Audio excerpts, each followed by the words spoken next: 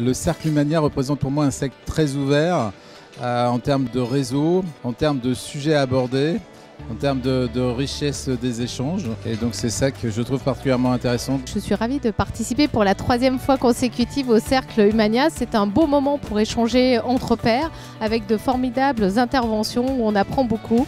Donc toujours un plaisir de venir.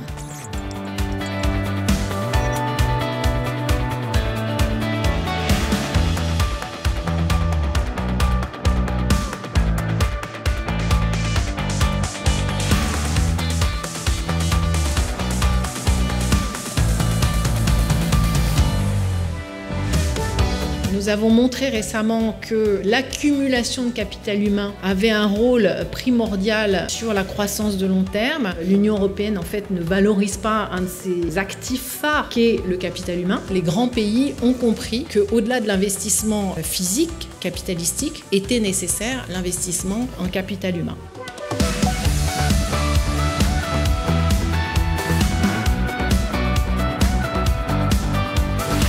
Alors l'intervention de Mathilde Lemoine, macroéconomiste, était extrêmement intéressante pour la DRH que je suis.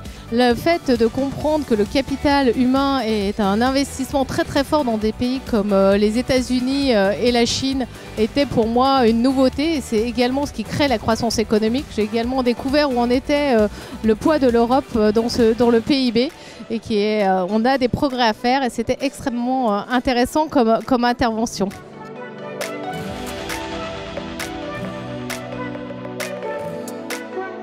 L'innovation n'a un impact significatif sur la croissance que si elle modifie les processus de production. C'est la différence entre la micro et la macro. Comment est-ce que vous voyez l'impact de l'IA ? L'IA aura un impact très négatif sur évidemment les jobs routiniers et moins sur les jobs non routiniers. Donc on a des cartographies déjà au niveau macroéconomique et j'imagine au niveau de chaque entreprise. L'intervention de ce soir a été vraiment intéressante pour 3 aspects. Sur le premier aspect, il y avait ce message sur le non-investissement en termes de capital humain sur la zone Europe. Le deuxième enseignement, c'était véritablement la très faible contribution de la zone euro à la croissance mondiale, avec 3% comparé aux États-Unis par exemple à 24%. Et puis le troisième aspect, c'était tout ce qui était lié à la formation, avec le non-investissement aussi pour les plus de 40 ans. Et donc en fait, tous ces éléments macroéconomiques étaient particulièrement intéressants. Donc vraiment une très bonne intervention.